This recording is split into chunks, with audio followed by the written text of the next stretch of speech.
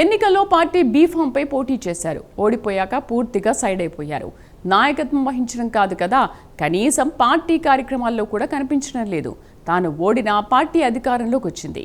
అధికార పక్ష నేతగా గుర్తింపు ఉంటుంది. ఓడిపోగానే బిచాణా ఎత్తేసి మళ్ళీ ఎన్నికల టైంలో వస్తామంటే ఎలాగని అంతా చర్చించుకుంటున్నారు. ఇంతకీ కనిపించకుండా పోయిన ఆ నేతలు ఎవరు? వాళ్ళు మళ్ళీ కనిపించేదెప్పుడు?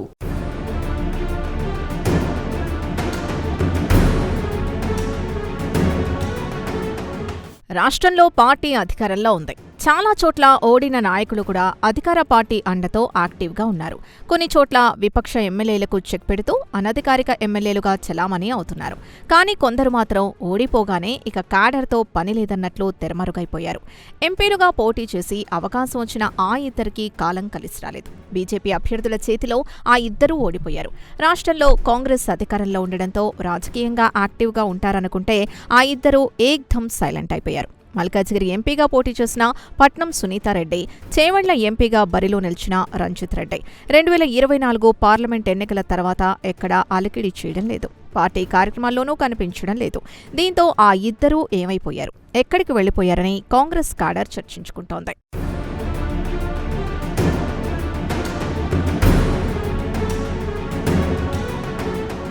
మాజీ మంత్రి, ప్రస్తుత శాసనమండలి చీఫ్ విప్ పట్నం మహేందర్ రెడ్డి సతీమణి పట్నం సునీత మహేందర్ రెడ్డి 2024 ఫిబ్రవరి 16న బీఆర్ఎస్కు రాజీనామా చేశారు.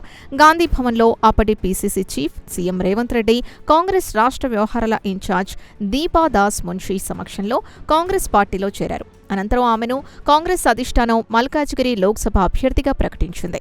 బీజేపీ నుంచి ఈటెల రాజేందర్, బీఆర్ఎస్ నుంచి రాగిడి లక్ష్మారెడ్డి పోటీ చేశారు. ఈ ఎన్నికల్లో మల్కాజ్గిరి పార్లమెంటు నియోజకవర్గం నుంచి బీజేపీ అభ్యర్థి ఈటెల రాజేందర్ గెలిచారు. ఓడిపోయామన్న బాధో ఏమో తర్వాత కాంగ్రెస్ శిబిరాల్లో అడ్రస్ లేరని క్యాడర్ చెప్పుకుంటోంది. ప్రస్తుతం మహేందర్ రెడ్డి ఒక్కరే యాక్టివ్గా ఉన్నారు. అంతా ఆయన చూసుకుంటున్నారని భావిస్తూ యాక్టివ్ పాలిటిక్స్కి దూరమయ్యారని కొందరి అభిప్రాయం. ఎవరేమని అనుకున్నా ఎన్నికల్లో పోటీ చేసి ఆమె కోసం పనిచేసిన క్యాడర్కి మాత్రం ఇలా నల్లపూసగా మారడం రుచించడం లేదని సమాచారం. రాష్ట్రంలో కాంగ్రెస్ అధికారంలో ఉంది. ఓడినా పెత్తనం వారిదే. అలాంటప్పుడు ఎందుకు చొరవ తీసుకోవడం లేదని ప్రశ్నిస్తున్నారు.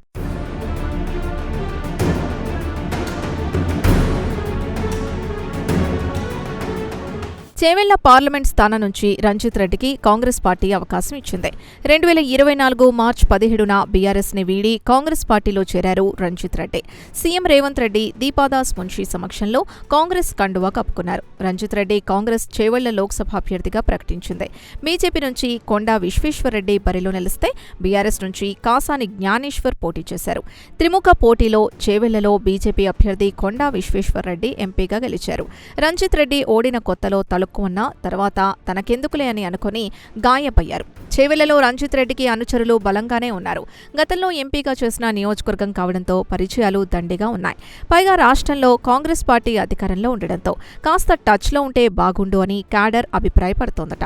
ఈ మాట మాజీ ఎంపీ చెవికి చేరిందో లేదో కానీ సార్వారు మాత్రం ఎవరికీ అందుబాటులో లేరట. ఇది ఓటమి తెచ్చిన కుంగుబాటో, కాంగ్రెస్ రాజకీయాలు తనకు పడవనే వేదనో కానీ మాజీ ఎంపీ తీరు మాత్రం పార్టీ వర్గాల్లో చర్చగా మారిపోయింది.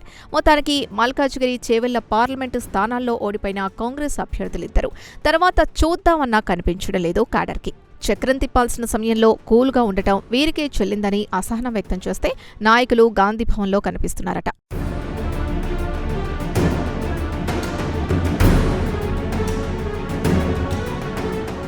కేవలం ఎన్నికల ముందు వచ్చి గెలిస్తే ఉండటం, ఓడిపోతే మళ్లీ ఎన్నికల దాకా కనిపించకుండా పోయేవారికి టికెట్ ఇస్తే ఇలాగే ఉంటుందని క్యాడర్ గుసగుసలాడుకుంటోంది. పార్టీ అధికారంలో ఉంది. కనీసం పార్టీ పిలుపిచ్చిన కార్యక్రమాలైనా చేస్తూ పబ్లిక్లో కనిపిస్తూ క్యాడర్ని కాపాడుకోవాలి కదా అన్న చర్చ నడుస్తోంది.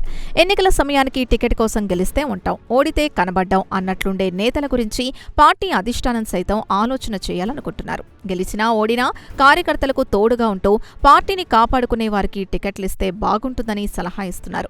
ఎన్నికలొస్తేనే కనిపించే నేతల విషయంలో అధిష్టానం ఇప్పటికైనా పునరాలోచన చేస్తుందో లేదో చూడాలి మరి.